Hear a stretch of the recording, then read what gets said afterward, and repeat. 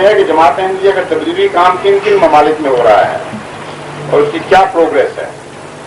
Progress report تو بہت لمبی ہے، یہ اس مجلس میں میں کیسے بیان کر سکتا ہوں. جلسہ سالانہ میں نے بہت ہی اختصار کے ساتھ جو نوٹ اپنے لیے رکھے تھے وہ بہت بڑے مواد میں سے چند چنے تھے، اور ان کو بھی میں پورا وقت کے اندر پورا نہیں کر سکتا تھا.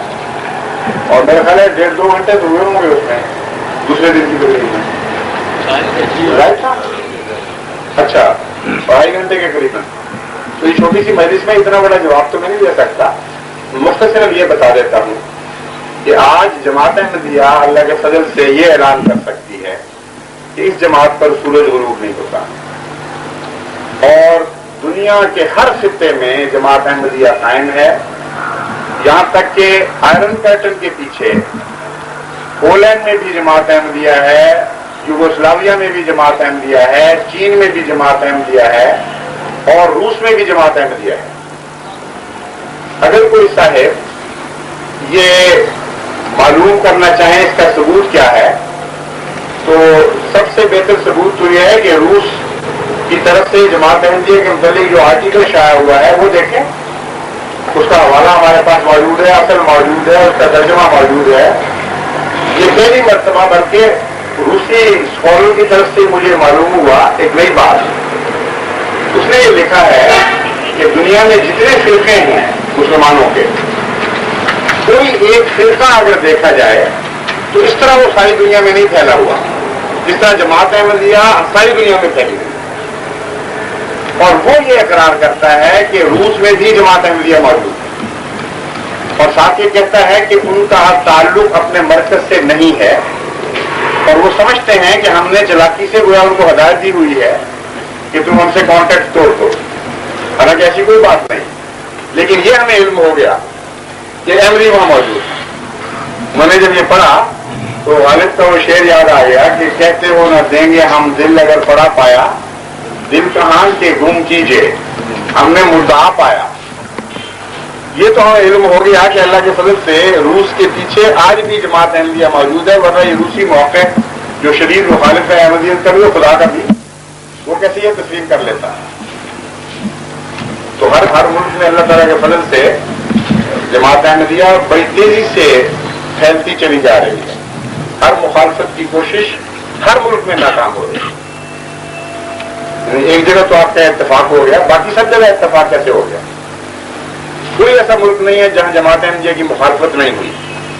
چنانچہ روس کی مثال میں نے دی تھی، وہاں جب ہم نے اپنا مبلغ بھجوایا تھا پہلی مرتبہ، اس پر اتنے مظالم ہوئے، اس کی داستان لکھی ہوئی موجود ہے. وہ ابھی پچھلے 1 سال یا 2 سال پہلے بہت ہوئے ہیں. ان کو اس قدر دکھ دیے گئے تھے. ان میں سے ایک یہ تھا کہ تم جب تک لوگوں کے سامنے ننگے ہو کر برآمد نہیں کرتے، حاجات ضروریت سے فارغ نہیں ہوتے، ہم تمہیں الگ نہیں کرنے دیں گے. اور ایک حیادار آدمی جو اسلام کا مبلغ ہو وہ برداشت نہیں کر سکتا، اس لیے وہ روکی رکھتے تھے جب تک ان کے اندر بس تھی، جب تک طاقت تھی. اور ان کا پیشاب اتنا تیزابی ہو جاتا تھا کہ جب وہ بے اختیار ہو کے نکلتا تھا تو سارے جسم پہ اپنے چھالے ڈال دیتا تھا. اور جانوروں کی طرح ان کو کھانا، جو جانوروں کے بچے ہوئے چاول وغیرہ، بھوسا وغیرہ ہوتا ہے، اس قسم کا کھانا ڈالتے تھے. ہاتھ جکڑے ہوتے تھے کہ اب تم یہ کھاؤ اور اس سے زندہ رہو. یہاں تک کہ وہ دکھ سہ کر پاگل ہو گئے واقعہ تھا. اور چونکہ روسیوں کو یہ پتا تھا کہ اس وقت انگریزی حکومت کی پاکستانی ہندوستان میں پرانی بات ہے، تو انہوں نے ترکی کے بارڈر پر جا کر اس پاگل کو دھکا دے دیا. اور وہ پاگل پن میں بھی وہاں قادیان دعا کرتا تھا. تو ٹرکش کونسلیٹ نے رابطہ پیدا کیا اور اس نے پوچھا کہ قادیان ہمارے علم کے مطابق ہندوستان میں ہے، کیا ان کو وہاں پہنچایا جا سکتا ہے؟ برٹش جو نمائندہ تھا وہاں، اس نے کہا ہم انتظام کرتے ہیں.